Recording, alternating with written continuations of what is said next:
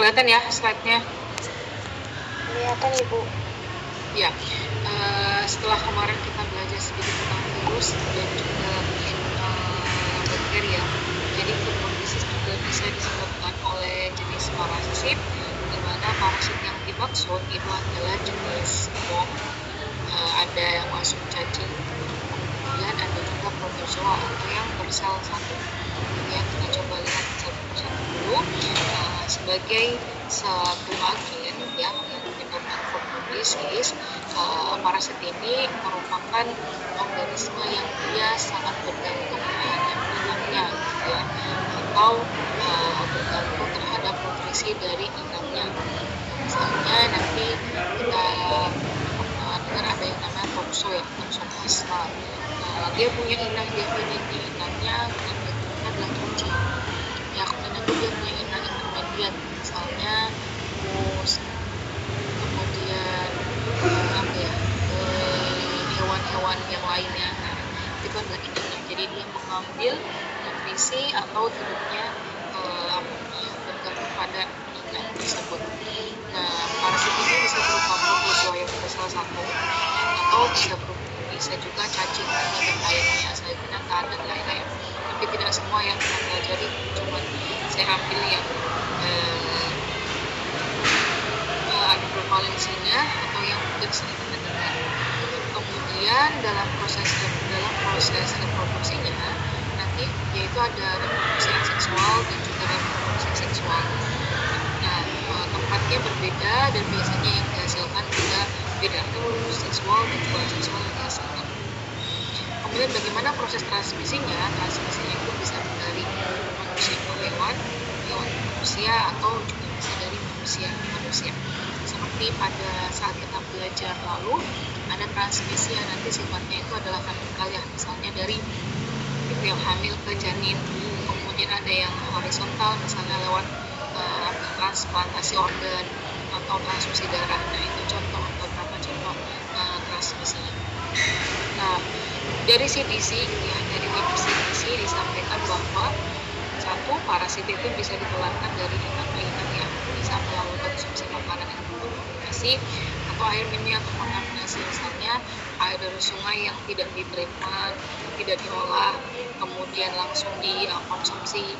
Atau bisa juga kalau misalnya mengkonsumsi atau memasukkan benda ke mulut yang dimana benda tersebut atau barang tersebut itu sudah pernah terkena fesis dari penderitaannya, ya misalnya makanan atau minuman yang kontaminasi fesis penderita, maka itu bisa menularkan. Itu gambarannya parasit. Nah, untuk penyebarannya sangat tergantung di kondisi wilayah. Jadi bisa dipengaruhi oleh iklim, bisa dipengaruhi oleh misalnya iklim tropis, itu biasanya lebih sering. Kemudian bisa dipengaruhi oleh kondisi hygiene sanitasi. Nah, hygiene sanitasi itu bisa dipengaruhi oleh yang namanya status sosial ya. Status sosial kenapa? Karena dia berkaitan dengan penyediaan MCK, penyediaan air bersih. Kemudian selain itu juga bisa dipengaruhi oleh lingkungan, misalnya pertanian, di mana pertanian dan peternakan itu kan sering menggunakan hewan gitu ya, pupuk hewan yang diberikan kepada tanaman, itu bisa seperti itu. Pertama, bahwa penyebaran dan prevalensi parasit di suatu wilayah tergantung pada berbagai faktor, ya, termasuk keberadaan inangnya. Yang kedua, biasanya yang siklus hidup parasitnya lebih sederhana, lebih mudah atau lebih pendek, itu akan lebih mudah menyebar dibandingkan siklusnya yang panjang atau yang kompleks. Nah, kemudian ada sosial ekonomi inang. Sosial ekonomi inang itu tadi misalnya inangnya adalah manusia ya, jadi bagaimana keadaan ekonominya, dia bisa mengakses air bersih atau tidak, kemudian kebersihan tangan dan lain-lainnya. Kemudian ini penyebaran infeksi parasit dipengaruhi oleh faktor lainnya seperti pertanian, peternakan, pemanfaatan fesis sebagai pupuk, kebersihan lingkungan, hygiene perseorangan, dan kemiskinan ya. Kemudian ada transmigrasi, perpindahan manusia dari satu tempat ke lain, misalnya orang dari luar masuk ke suatu negara, kemudian ada berenang untuk berwisata dan lain-lain. Kemudian disebutkan juga agama dan kepercayaan tertentu. Nah, misalnya ini maksudnya contohnya misalnya ada suatu kepercayaan yang menyebutkan bahwa manusia atau penganutnya itu harus membersihkan diri di sungai misalnya untuk mensucikan diri. Nah, padahal belum tentu keadaan sungai tersebut itu sungainya bersih atau bebas dari kontaminasi. Seperti itu contohnya. Jadi ada beberapa hal yang bisa mengakibatkan penyebaran masuk kondisi lingkungan yang telah mendukung atau tidak, gitu ya. Nah, ini contohnya dari nanti ada Toxoplasma gondii. Ini Toxoplasma yang mungkin teman-teman sering dengar, ada medianya, nanti ada kucing, walaupun dia bukan satu-satunya yang menularkan begitu ya. Kemudian selain itu ada Giardia ini yang bersiria atau punya bulu gitu ya. Ini ada Taenia, cacing Taenia. Ini contoh kalau misalnya dia sedang ditayangkan di mikroskop. Kemudian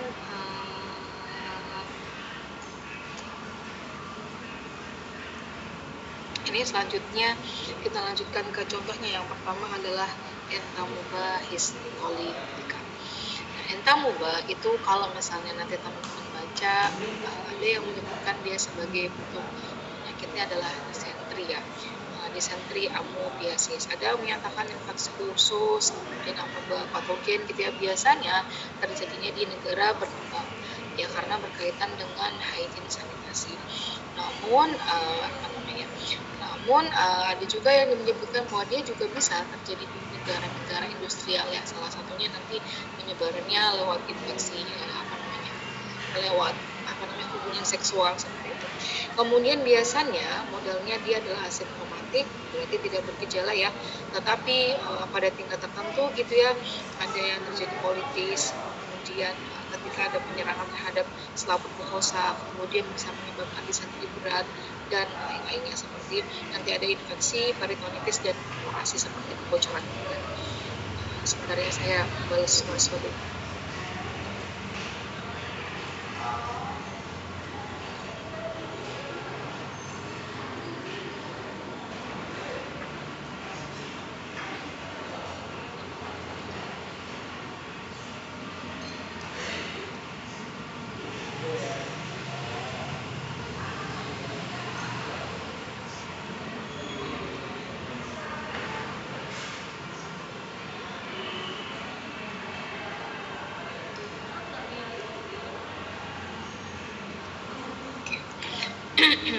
Oke, lanjut ya. Ini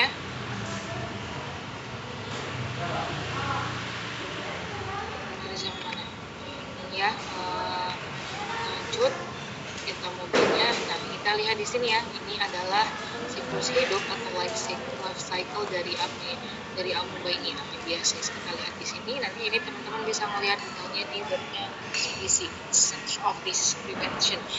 Jadi yang pertama ini ada nomor 1, dia ada yang namanya Kista dan juga Trophozoid. Nah, Kista dan Trophozoid ini akan dikeluarkan melalui feses gitu ya. Biasanya bedanya adalah kalau Kista itu ada di dalam feses yang berbentuk ya atau tidak cair. Kemudian kalau yang Trophozoid itu biasanya di dalam BAB yang cair atau yang diare gitu ya. Nah, kemudian selanjutnya nanti dia akan masuk ke dalam tahapan yang kedua, di mana matrokis atau kista yang matang gitu ya, dia akan terminum atau termakan gitulah ya, atau terbawa. Baik itu bisa melalui makanan, minuman, ataupun misalnya kebersihan tangannya kurang bersih, jadi tangannya bisa terkontaminasi feses. Atau juga bisa yang ada pula yang menyebutkan bahwa kontak seksual ya, bisa terjadi karena kontak seksual. Kemudian setelah itu nanti dia akan masuk ke tahap ketiga ya. Tahap ketiga itu di bawah yang ada 3, 4 dan seterusnya, ada yang namanya tahap existation. Di situ ada proses eksistensi yang terjadinya di dalam usus ya, di dalam usus kecil. Kemudian tadi yang namanya trophozoid itu akan dikeluarkan di situ ya, kemudian akan pindah di dalam usus besar. Nah, kemudian nanti di situ ketika dia sudah ada trophozoid, dia akan melakukan yang namanya pembelahan. duplikasi ya. Di situ ada trombozoid duplikasi, kemudian ada sista dan ada trombozoid juga. Nah, trombozoid berkembang dengan pembelahan yang namanya biner, kemudian dia menghasilkan kista. Nah, kemudian kedua tahap tersebut nanti akan dikeluarkan melalui feses lagi. Jadi seterusnya seperti itu. Itu adalah tahapan dari amebiesis. Di sini juga sudah dituliskan ya bahwa kista itu dia bisa bertahannya itu bisa lama ya, bisa sampai berminggu-minggu. Ya, terus kemudian kenapa? Karena dia dilindungi oleh penambahannya itu dia punya melindungi dinding. Nah, biasanya kalau misalnya trombozoid itu jadi dikeluarkan gitu ya, dikeluarkan melalui tinja, dia akan lebih cepat rusak atau lebih cepat hancur. Seperti itu. Oke. Kemudian selanjutnya ini saya kasih pengantar dulu ya, masing-masing dulu. Kemudian ada yang namanya toxoplasma. Nah, ini kalau teman-teman pernah dengar tentang toxo yang mungkin sering dijelaskan bahwa kucing adalah salah satu penyebabnya, tapi sebenarnya bukan penyebabnya ya, hanya dia sebagai perantaranya. Perantara itu lebih kepada feses yang dikeluarkan oleh kucing. Nah, toxoplasma atau menyebabkan toxoplasmosis gitu ya. Nah, toxoplasma itu masuk ke dalam tubuh manusia ke dalam bentuk stadium infektif atau oosit. Nah, kemudian nanti di dalam usus dia akan berubah yang namanya taksizoid atau bentuk fase taksizoid. Nah, kemudian dia bisa menginfeksi atau merusak atau mengganggu beberapa jaringan-jaringan tubuh, misalnya seperti otot, otak, dan lain-lain. Nah, untuk toxoplasma itu dia punya jenis inang, dua jenis inang. Yang pertama inang definite atau kucing, atau ada yang menyebutkannya felis. Felis itu maksudnya nama latin ya, Felis domestica. Di sini pada kucing dia terjadi ada reproduksi baik aseksual maupun seksual gitu ya. Nah, kemudian nanti di dalam kucingnya di ususnya itu akan diproduksi banyak ookistanya. Kemudian nanti dia akan dikeluarkan melalui feses kucingnya. Nah, setelah itu fesesnya kucing yang mengandung ookista atau telur parasit itu akan dimakan atau diambil atau akan dibawa oleh inang intermediatnya. Inang intermediatnya apa? Inang intermediatnya berusaha satu berupa roden. Roden itu berarti bisa terus-terusan ya. Kemudian bisa manusia, bisa sapi dan lain-lain. Oke, kita lihat gambarnya ya. Kita lihat dulu gambarnya. Di sini ada life cycle of Toxoplasma gobi. Nah, sebenarnya ini adalah suatu life cycle yang terus-menerus ya, daur ulang. Jadi pertama ada Maistikus ya, Maistikus atau rodent yang dia membawa membawa oosit, atau bisa juga dilihatnya dari kucing ini sebagai kalau tidak salah namanya dia akan memproduksi yang namanya kista jaringan gitu ya. Nah, kemudian dia akan berkembang di ususnya kucing, kemudian keluar kemudian oositnya dibawa atau diambil oleh tikus, kemudian dibawa ke kucing. Nah, dari oosit yang ada pada feses itu nanti dia bisa mengalami sporulasi, kemudian nanti dia akan membawa ke beberapa lingkungan yang misalnya bisa makanan atau misalnya bisa kontaminasi. Kalau kemudian kontaminasi tanah, dia bisa kontaminasi airnya, dia bisa kontaminasi tanamannya begitu ya. Nah, ini akan katakanlah di sini dia terkonsumsi atau dikonsumsi oleh ibu hamil, kalau di sini dokternya begitu ya. Nah, dari misalnya tanaman ini termakan oleh hewan, dia yang menjadi humus dan nanti dikonsumsi oleh ibu hamil begitu ya. Nah, ketika seorang ibu hamil itu terkena toxoplasma ini, maka dia bisa menyebabkan yang namanya transmisi secara vertikal. Nanti dia bisa lewat plasentanya, dia bisa menyebabkan janinnya ya. Biasanya kan prosesnya taksizoid transmitted placenta ya, sehingga fetus atau janinnya bisa terinfeksi. Nah, biasanya kalau misalnya ada ibu janin, makanya ibu hamil itu biasanya ada screening ya, ada pemeriksaannya, karena kalau misalnya sudah terkena toxoplasma bukan ibu janin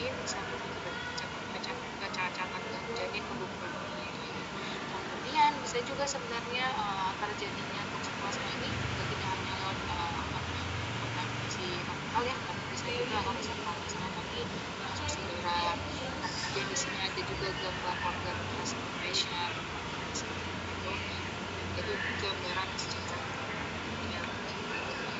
Kemudian ini sama ya, ini gambarnya yang dibikin hostnya cat, asporadenolosit disease kemudian terjadi spolorasi, kemudian kontaminasi air dan makanan dikonsumsi oleh ibu hamil atau orang. Nah, kalau misalnya itu terjadi pada ibu hamil, maka dia bisa fase hak seksualnya bisa transmisi, bisa merusak ya.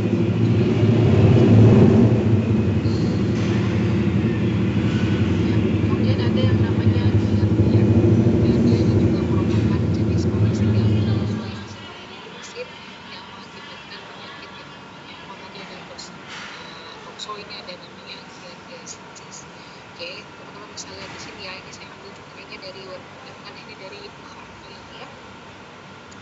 Dari hostnya begitu ya, dia ingin mengkonsumsi Cystus kista gitu ya, dari dia bisa berasal dari kontaminasi feses gitu ya, atau apapun yang seperti itu. Kemudian dia akan menjadi trophozoid gitu ya di dalam usus kecil. Kemudian dia trophozoa yang mature, giardiasis ada existation, kemudian dia mengalami existence lagi. Kemudian the trophozoids that exist again in colon, di kolon di usus gitu ya. Kemudian habis itu keluar melalui feses dan ready to infect the host. Kemudian dia bisa menginfeksi host yang lain. Di sini berarti gambarnya yaitu adalah kita melihat bagaimana satu persatu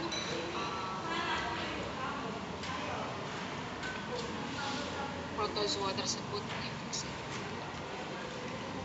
Saya pakai PPT dari tugas mahasiswa semester lalu ya.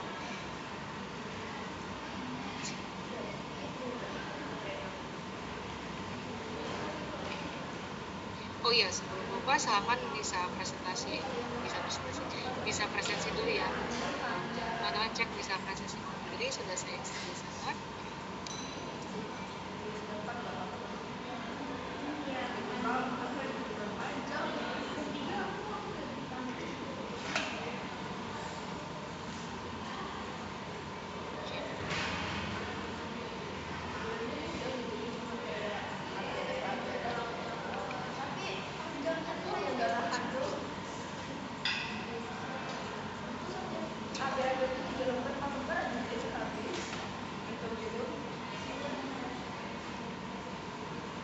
Bahwa Toxoplasma gondii gitu ya, merupakan sebuah protozoa salah satu yang merupakan salah satu organisme patogen yang mengkontaminasi makanan dan minuman gitu ya. Dia awalnya diisolasi di Afrika begitu ya. Kemudian sifatnya adalah unisel dan obligate, berarti artinya dia bergantung terhadap inangnya gitu ya, mereka hanya bisa reproduksi di dalam sel ini. Toxoplasma gondii memerlukan inang definitif tadi, yaitu kucing atau felis, dia untuk bisa menyelesaikan siklus seksual, bisa menghasilkan yang namanya oomycota. Kemudian nanti dia punya hewan yang lain atau intermediate inang ya, di antara tadi rodent. Nah, bagaimana transmisinya atau sumbernya dulu ya. Sumbernya dulu yang pertama transmisi ibu ke janinnya, ini kurang ke kayaknya. Transmisi ibu ke janinnya infeksi melalui placentanya. Kemudian selanjutnya ada air yang tercemar oleh tadi kista yang dihasilkan pada fesesnya si kucing. Kemudian konsumsi daging dan sayuran yang kurang matang atau mentah juga karena dia misalnya pada saat penanaman di pertanian atau di ladang dia terkontaminasi. Kemudian bisa juga kontak langsung dengan proses perusahaan yang terinfeksi oleh bakteri. Saya baca ya, beberapa hal yang bisa dilakukan adalah dengan satu memberikan imunisasi pada hewan peliharaan termasuk kucing, kemudian juga dilarang untuk menyentuh pupnya atau kotorannya karena itu bisa menginfeksi, sehingga perlu kalau sedang membersihkan akan perlu memakai pelindung diri atau setidaknya gloves atau sarung tangan. Kemudian bagaimana metode bisnisnya, ini sama ya seperti tadi tapi berbeda saja. Yang pertama ini kan sebagai pasien ini tidak bisa diproduksi dalam kemudian nanti dia akan menghasilkan sukses atau mungkin bisa jadi tidak misalnya dengan membawa lagi ke kucing seterusnya. Kemudian kalau tadi kucing itu berhasil komposit, setidaknya hewan analisis, kemudian ini akan bisa dibawa oleh hewan-hewan yang sama misalnya kemudian sapi. Kemudian kalau lingkungan bisa mengontaminasi air, bisa mengontaminasi sayuran dan seterusnya. Nah ini akan mengkontaminasi manusia. Kemudian di manusia sendiri, nanti ketika dia terkontaminasi, dia bisa transmission atau misalnya bertransmission dengan transmisi secara horizontal dengan yang transfusi darah atau juga dengan transplantasi.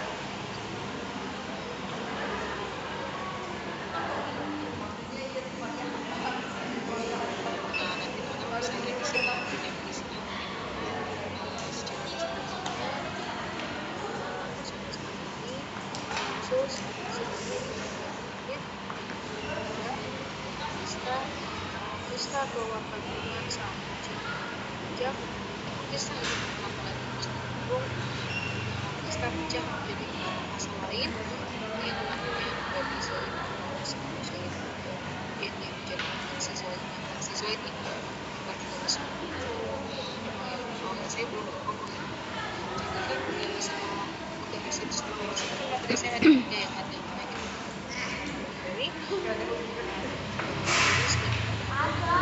karena banyak yang harus dilakukan, maka untuk yang akan saya bawakan di bawah saya tentu saja untuk yang penyakit akibat pembakaran karena bakteri tidak saya tuang tadi karena sudah saya nilai melalui soal kemarin. Nah kemudian untuk yang ini parasit ini saya juga punya tugas kelompok di sana juga dengan lain, jadi tingkatan luas kalian hanya perlu belajar mengenai virus saja biar tidak terlalu banyak yang menimbulkan atau terlalu banyak yang kemudian untuk transmisinya sama ya kemudian kista transmisi dan kista jaringan. Kemudian diagnosisnya sebenarnya sama ya, diagnosis itu bagaimana cara melihatnya, nanti ada tes serologi, kemudian ada tes pencegahan mikroskopis, kemudian mungkin pernah dengar ada ELISA MPSI, kemudian ada juga dengan PCR. Kemudian ada gimana?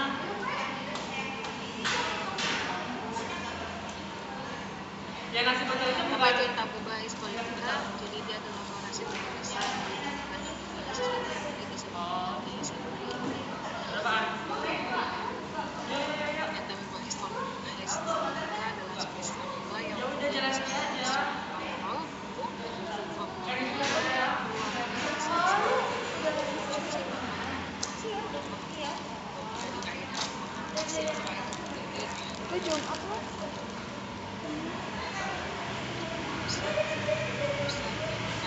Bagaimana transmisinya? Pertama kontaminasinya pada air sungai itu bisa terjadi karena beberapa faktor yang berasal dari saluran kompong atau juga yang kemudian bisa karena sistem masyarakat sanitasinya belum bagus. Kemudian bisa juga karena selain sanitasi kurang, kemudian banyak duduk, kemudian iklimnya, cuaca, kondisi curah hujan tinggi, kemudian sehingga ada resiko air sumur tercemar, geser air ke bawah. Kemudian juga misalnya di suatu daerah yang caption ini bagus, jadi masyarakatnya itu membuang air besar sembarangan sehingga dia bisa terbawa oleh air hujan ke sungai kemudian bisa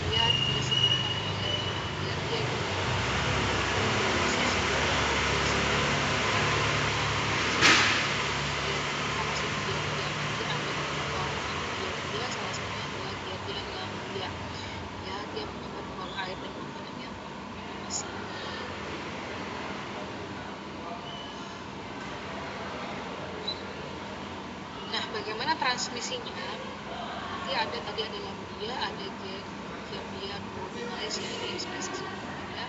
Dia bisa ditularkan melalui berbagai rute atau transmisi. Yang pertama rutenya fecal oral. Ini yang umum terjadi ya. Jadi ketika misalnya manusia mengkonsumsi air yang terkontaminasi gitu ya, yang terkontaminasi apa yang terkontaminasi dalam pasta-pastanya, misalnya di air sungai atau danau atau apapun yang diminum oleh manusia itu tidak diminum atau difilter atau diaduk. Kemudian bisa juga transmisinya dari orang ke orang ya, misalnya dari pernapasan masyarakat yang ini mengandung orangnya, misalnya pelatih jadi pelatih itu ya soal penting yang bisa juga di situ misalnya praktek medis yang tidak bagus. Kemudian bisa juga karena transmisi lewat makanan ya, misalnya makanan yang sudah terkontaminasi oleh istilah Giardia gitu ya. Kemudian selanjutnya nanti ada faktor lingkungan lagi bagaimana lingkungan ya, jadi lingkungannya dengan sanitasi, kemudian bagaimana masyarakat kesehatan masyarakat atau bagaimana masyarakat menjaga kesehatan lingkungan. Ya, biasanya daerah sanitasi dan pembersihan yang tidak memadai menyebabkan lingkungan tersebut ya terkontaminasi. Nah, higienosisnya ini sebagai hal basic sebetulnya bisa lewat mikroskopik ya, misalnya apa namanya sampel diwarnai kotoran kemudian dilihat secara akurat, kemudian ada tes detergennya dan ada juga enzim asay, kemudian ada beberapa pembuatan PCR.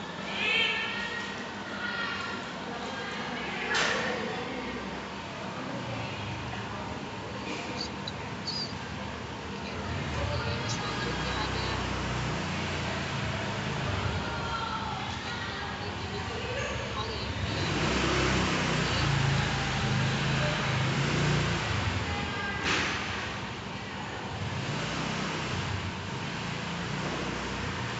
dia adalah jenis parasit protozoa begitu ya, yang berselidian atau punya silinder gitu ya. Dia punya dua siklus hidup, ada yang namanya Cristeria nigra. Kemudian ada yang aktif, biasanya dia biasanya silinder gitu.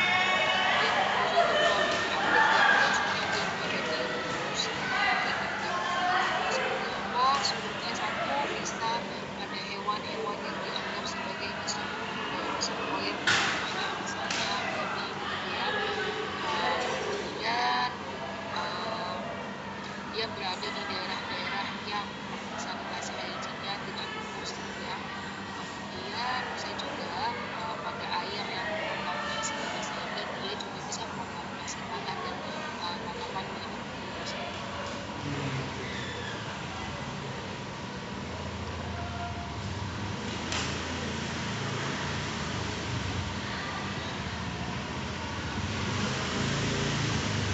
Ya, bagaimana transmisinya? Transmisinya saat itu dia bisa melalui air dengan ada kontaminasi ya, melalui jalur fekal oral.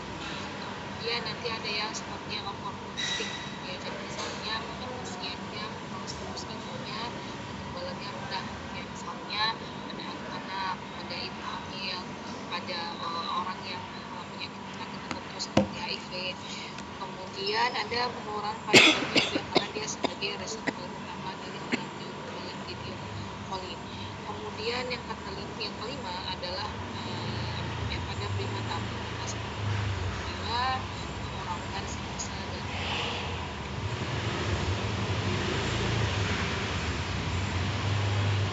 Oke, nah bagaimana untuk yang saya sampaikan dulu ya, yang kedua untuk tugas yang mau saya sampaikan tugasnya ada tiga, maksudnya bukan tiga ya, tapi ada satu tugas, tapi soalnya ada 3 soal. Nah, ini yang teman-teman harus selesaikan nanti. Ini tugasnya kelompok aja, bukan individu. Saya sarankan kelompoknya sama dengan ketika teman-teman kemarin mengerjakan soal yang sebelumnya ya. Tapi kalau kalian mau bikin kelompok yang berbeda itu juga tidak masalah. Tapi maksimal satu apa namanya satu kelompok hanya 5 ya. Tadi ada yang tanya kalau 7 boleh nggak? Karena saya rasa kalau 7 terlalu banyak dan soalnya juga cuma 3. Jadi maksimal satu kelompok 5 orang. Tapi kalau misalnya nanti ada yang sisa satu, nah mungkin bisa dipecah jadi kelompoknya ada yang 4, jadi biar kalau lebih dari 5 saya rasa terlalu banyak. Ini soalnya cuma 3, dan ini soalnya bukan lagi soal sebenarnya dasar ya, kecuali nomor 3. Nomor 3 itu kan bagaimana ceritanya, bagaimana biar siswa bisa terjadi. Kalau itu mungkin sifatnya teori ya, tapi kalau nomor 1 sampai 2 itu lebih kepada bisa sekali bagaimana seorang Tuhan itu bisa masuk perasaan. Bukan lebih bukan yang teoritis banget. Yang kedua, jika kalian punya kucing, bagaimana caranya agar kucing itu tidak menjadi perantara konservasi bisa dilakukan, apakah dengan vaksinasi atau dengan menjaga kebersihan perawatan atau kandangnya, nanti silakan cari.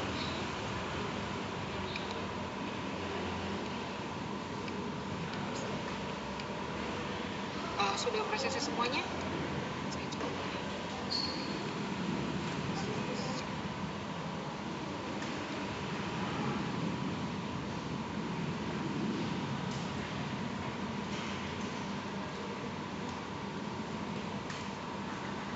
Uswatun hasanah hajiri nggak ada?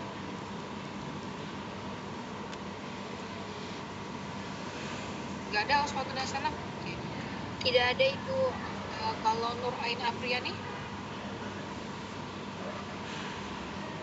Hadir, Bu. Oke. Presensi ya. Ada yang dari kelas lain mungkin? Kalian dari mana? Udah. Ada yang dari kelas lain nggak? Atau cuma kelas 2 aja? Kalau ada, apa saya? Untuk soal ini nanti saya update lagi ya. Tapi share untuk soal ini nanti silakan ditulis tangan di folio dan dikerjakan di secara tulis tangan juga di folio tersebut. Kalau misalnya ada yang kelompoknya misalnya nggak sampai 5, 3 atau 4 silakan saja, tapi jangan lebih dari 5 ya, karena nanti kalau lebih dari 5 saya rasa tidak efektif atau ada yang tidak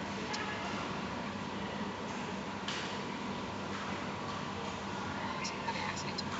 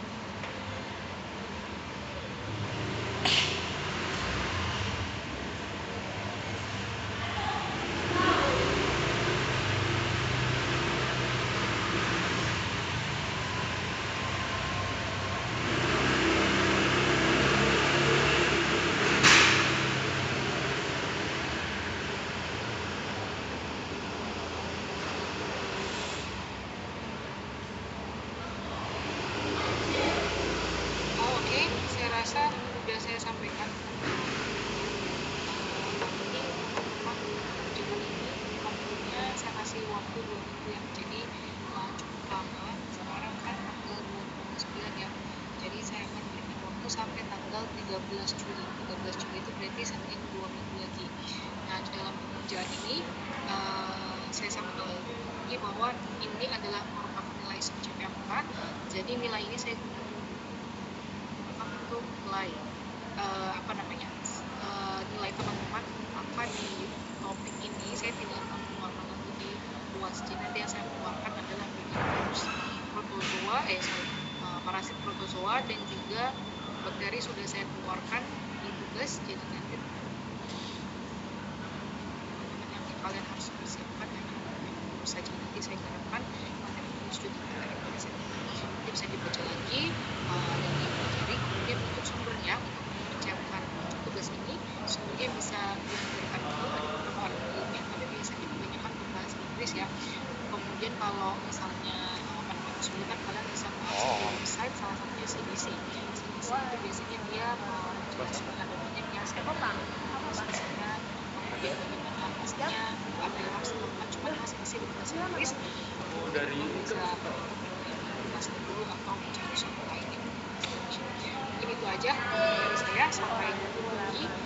Nanti bisa respon dulu alhamdulillah saya udah selesai. Terima kasih semuanya.